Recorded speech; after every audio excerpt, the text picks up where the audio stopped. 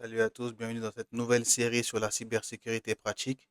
Donc l'objectif aujourd'hui, ce sera de comprendre les différentes menaces auxquelles un système est exposé, leur mode d'attaque et les premières approches de défense. Donc avant de défendre un système, il faut savoir ce contre quoi on se défend. Dans ce premier épisode, on va découvrir les principaux types d'attaques, leurs vecteurs et comment les professionnels les identifient. On va donc maintenant parler de cybersécurité offensive, qui nous permet de tester les vulnérabilités d'un système qu'on appelle les pen testers ou les ethical hackers. On a le côté défensif qui nous permet de protéger, détecter et réagir face aux attaques qu'on appelle les SOC analystes ou bien les blue team. On va donc voir les grandes familles d'attaques. Donc pour la première qui est l'attaque réseau. Donc l'objectif de cette attaque c'est de perturber, d'intercepter ou exploiter le trafic réseau. Par exemple le DOS qui nous permet la saturation d'un service pour le rendre indisponible. On a l'ARP spoofing ou bien le man in the middle qui nous permet d'intercepter le trafic entre deux hôtes. Les outils utilisés, c'est HPing-Tree, Ethercap ou Wireshark qui est le plus connu.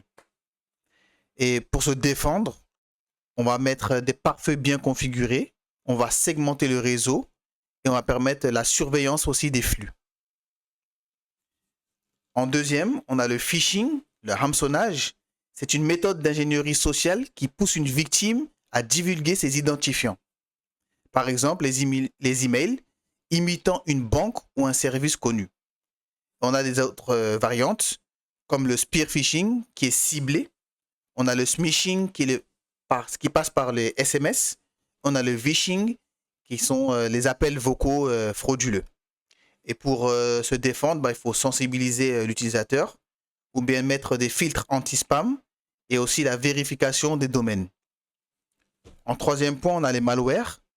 C'est des codes conçus pour nuire à un système, par exemple virus, trojan, ransomware, spyware. Le ransomware, c'est quoi?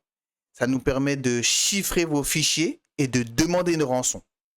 Donc, par exemple, vous êtes victime d'une attaque, par exemple une entreprise, et les hackers, ils vont sécuriser, c'est-à-dire vos données, et vous n'aurez plus accès. Et maintenant, ils vont vous demander une rançon de quelconque montant. On a le spyware qui nous permet de espionner vos frappes, claviers ou vos connexions. Et pour se défendre, on a les antivirus, le sandboxing, les mises à jour régulières et la politique d'exécution restreinte. En quatrièmement, on a l'attaque par force brute. L'objectif, c'est de deviner un mot de passe en essayant de plusieurs combinaisons. Et les outils, c'est Hydra, John the Ripper, Hashcat. Et l'exemple, par exemple, c'est une attaque SSH non protégée. Et pour pouvoir se protéger, on va limiter le nombre de tentatives. On va utiliser l'authentification à des clés publiques ou des mots de passe robustes. Concernant les vecteurs de menace et surfaces d'attaque, on va d'abord voir la définition d'un vecteur. Donc, c'est le moyen utilisé par un attaquant pour atteindre sa cible. Par exemple, un email, donc le phishing ou une pièce jointe piégée. L'application web, donc les fails XSS ou SQLA. Des USB infectés ou bien une Wi-Fi publique, donc qui va être utilisée par un attaquant, donc man in the middle. Ou bien les mises à jour compromises.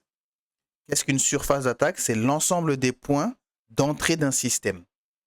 Et la réduction de la surface d'attaque, elle est supprimer les services inutiles, segmenter les réseaux ou utiliser des ACL, donc Access Control List.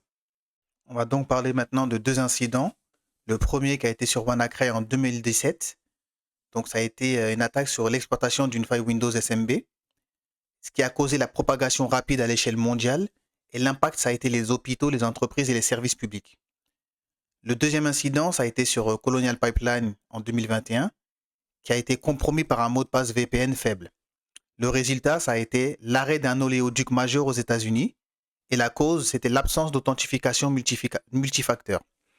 Donc, ce qu'on va retenir de ça, c'est que même une faille non corrigée peut avoir un impact systémique. Il faut savoir qu'en cybersécurité, comprendre les menaces, c'est déjà se défendre.